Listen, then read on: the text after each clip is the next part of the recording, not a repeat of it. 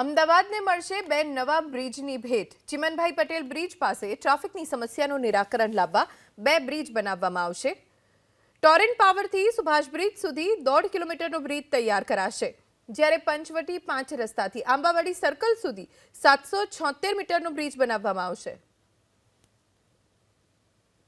RTO સર્કલથી Sabarmati Chandkheda તરફ હયાત Chiman bridge ઉપર પુષ્કળ પ્રમાણમાં ટ્રાફિક જામ થતો હોવાથી આજે રોડ એન્ડ બિલ્ડિંગ કમિટીમાં ટોરેન્ટ પાવર ચાંદખેડા તરફથી આવતા ટોરેન્ટ પાવરથી આરટીઓ સર્કલ ચિમનભાઈ બ્રિજ ઉપરથી સીધો સુભાષ બ્રિજ સર્કલ એક બ્રિજ 3 લેનનો ઉતારવાનો આજ કમિટીમાં કામ મંજૂર કર્યું છે।